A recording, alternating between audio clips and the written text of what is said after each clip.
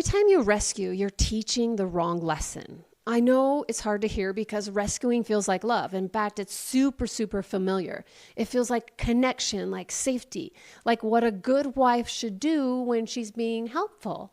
But imagine this. Someone has been lost at sea for a long time. They're alone. They're terrified. They're like drifting for days on this life raft. They're like famished. When you finally find them, you reach out and you grab them and you pull them into your boat and you wrap them in a blanket. This is what you call a true rescue. That's what love does. It saves what cannot save itself. But the problem in your marriage isn't that your husband is lost at sea. In fact, he's only a few feet from shore. He can see land, he can swim, but over time, his nervous system has learned to wait for you to pull him in, to get him off of the life raft, to get him onto your boat. And your nervous system, especially if you grew up in a chaotic home or an emotionally neglectful home, has learned that rescuing equals connection. So you keep doing it, thinking love means saving. But here's the truth.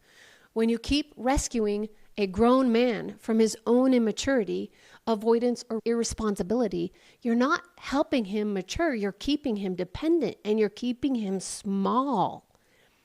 He may even say it's your responsibility to do this for me because that's what his nervous system is telling him. But I'm going to tell you, you keep him small when we do this.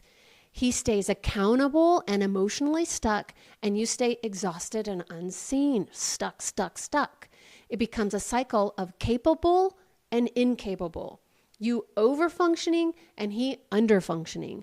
And the both of you stay in these roles that make you feel safe, at least to your nervous system, but not to your souls.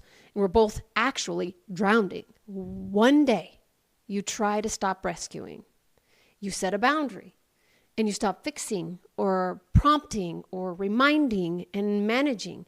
And you actually stay on your own raft. And you say, I can't swim for you anymore. And suddenly, the response is now your love is labeled as control. Your peace feels like punishment. That's because he doesn't know how to feel safe without being saved. This is the hard part about breaking patterns. And you don't know how to feel loved without being needed, right? And so we're trying to break a pattern, but everyone starts to become unraveled when we start doing something different because our nervous systems don't know what it means. That's the moment where detachment, real, holy, divine, strengthened, shored up detachment becomes your act of love. You allow what's real to be real, and you stop pretending he's not capable. And you start believing it's not your job to continue to rescue, that he has the ability within him to be able to do what God has created him to do, the same as you had the ability in you to do what God has created you to do, and that is go to him when you're coming unraveled, so that he can bring you his source of peace and comfort. John chapter 15, Jesus says, I am the vine and the Father is the gardener. He cuts off every branch in me that bears no fruit, while every branch that does bear fruit, he prunes so that it will even bear more fruit. You know, rescuing looks like fruit. It looks good. It looks loving, but it's not bearing life. It keeps you drained and him immature. So maybe what God is pruning right now isn't your marriage, but your need to rescue.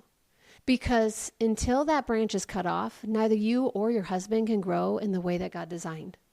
Every time you rescue, you teach the wrong lesson. Let God do the pruning so both of you can finally grow in truth, accountability, and freedom.